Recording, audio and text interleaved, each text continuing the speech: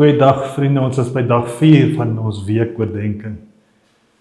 In die vroeë kerk was die gebruik dat by die doop, dat die dopelinge voor die doop gebeur, hulle ou klere moes uittrek. Ons moet onthou, dit was nog tyd toe baie volwassenes nog gedoop moes word.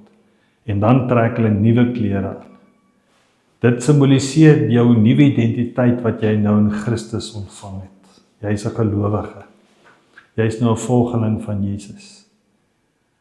Paulus beskryf dit as volg.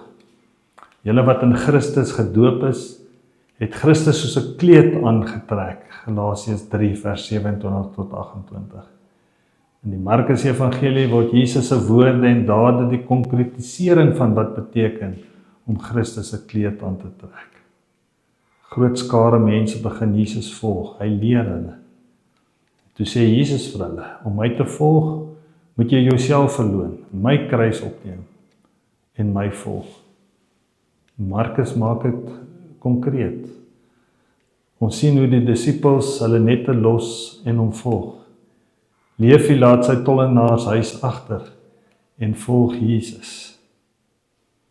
Vir nadenke. Ek neem aan dat die meeste van julle wat luister en kyk gedoop is. Dink vir 'n oomblik hierna. Jy het Christus se kleed aangetrek. Jy is nou geestelik een met die Here. Jy deel nou in sy goddelike natuur. Hoe raak hierdie identiteit jou daaglikse optrede? Sien jou God in die naaste en ook in die natuur raak. Bid dat die Here deur jou ander se lewens sal omkeer en verander. Amen.